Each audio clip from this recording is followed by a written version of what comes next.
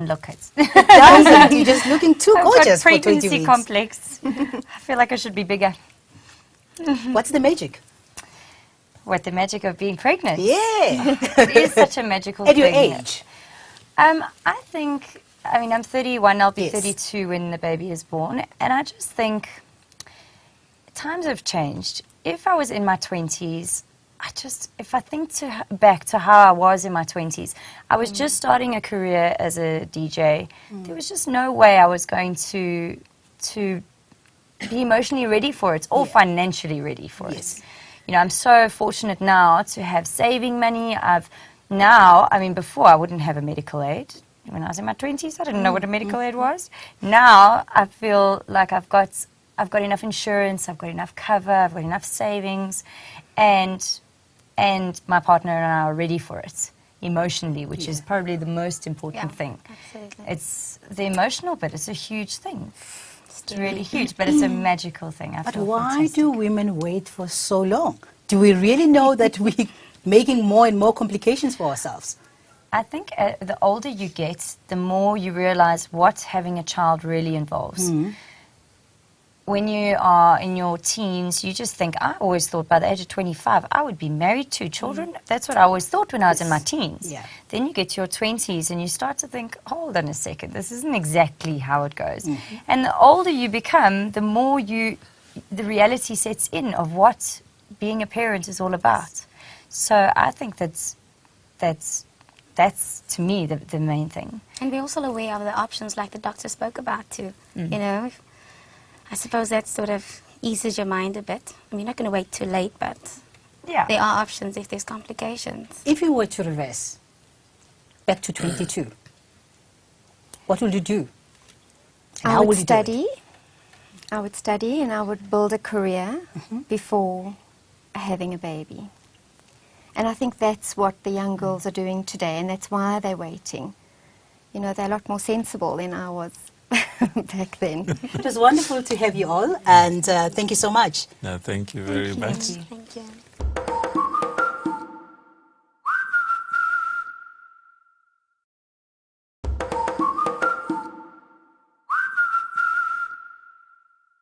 That silent moment when you realize your child is a victim of drowning is every parent's nightmare. Many times panic sets in before you can move into action. But it's your action that can make the difference between life and death. We ask paramedics to give us basic information on CPR.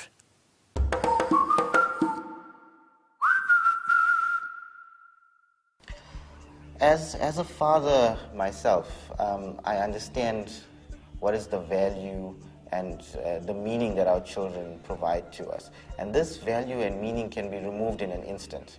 I think every parent, every childminder, anyone that has any interaction with children must know CPR.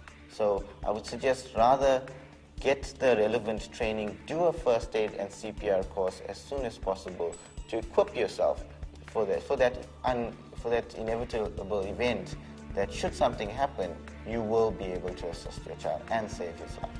We are simulating a drowning of a 5-year-old boy, and we will show you as a parent what are the necessary steps required to ensure that you save the life of your child.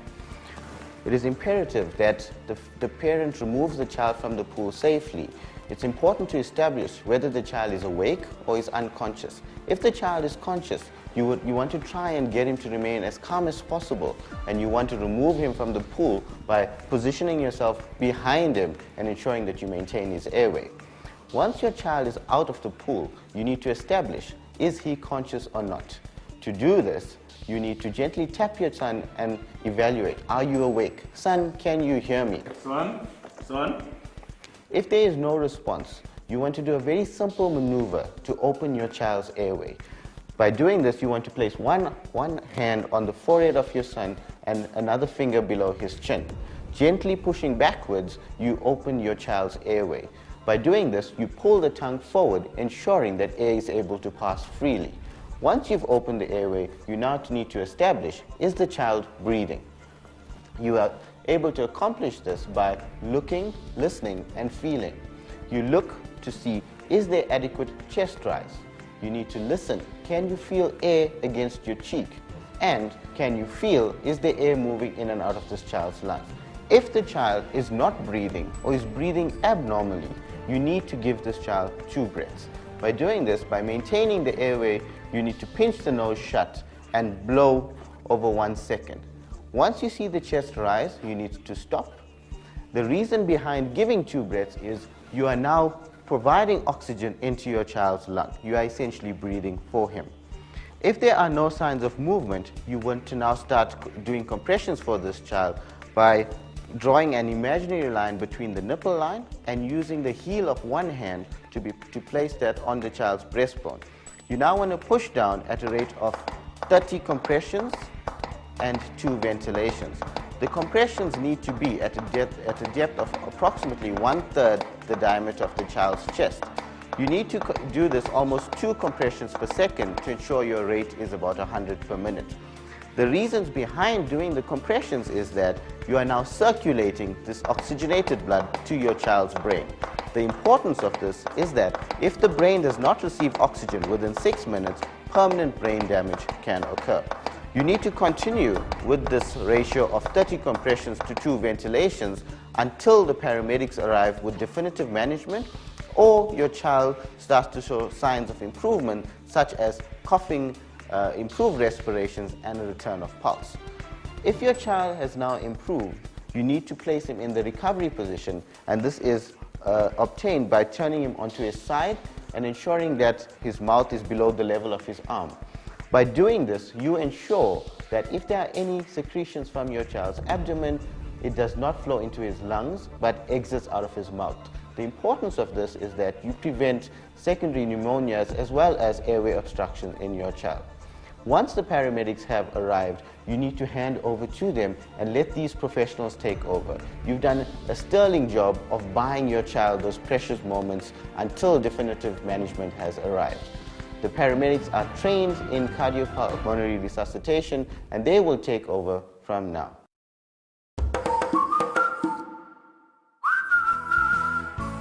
She buys a lot of toys. Because she buys me clothes. Because he gives me money. Today we empower families with the knowledge they need in the war against crime.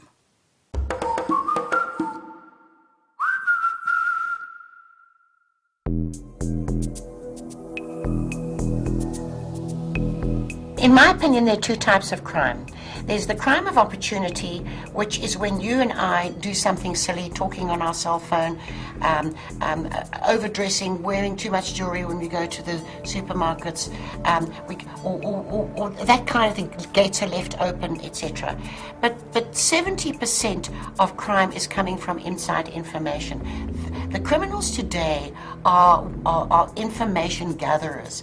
I believe we are fighting a war of information, and therefore it's important to teach the domestics and the gardeners how to pass on information without putting themselves in jeopardy.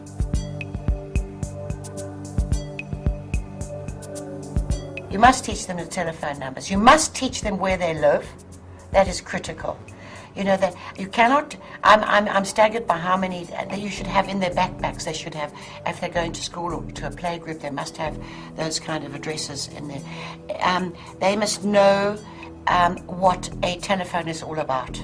A telephone is not a game, not a toy. A panic button is not a toy. They need to know what security there is in a property, and you're not there to make them scared.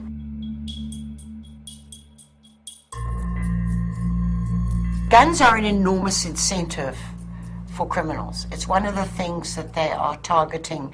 If they find out that there are guns in a house, you can be absolutely sure somehow that's going to leak out. I believe that a gun will be used against you. You must remember, I said it earlier, they don't come one at a time. That gun will be used against you. So, you know, even if you do end up shooting a criminal or wounding them or killing them or whatever, you're going to carry that for the rest of your life. Young children and guns, I have a terrible fear of that.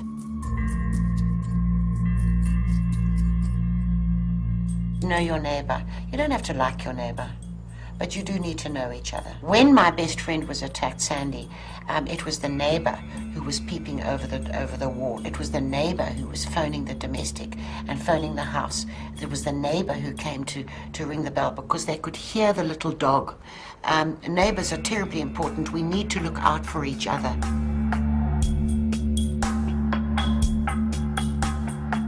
Quite honestly, I think the alternative is the legal way.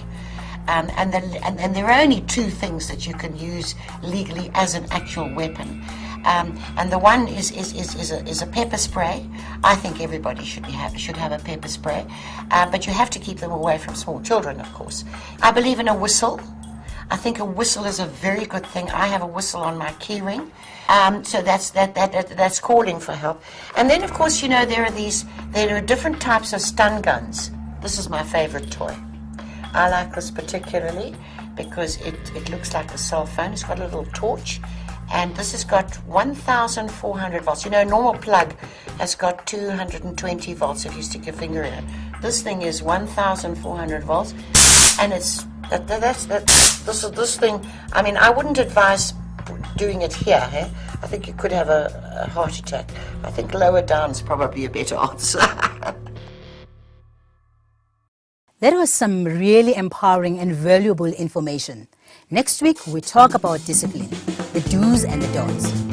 Goodbye.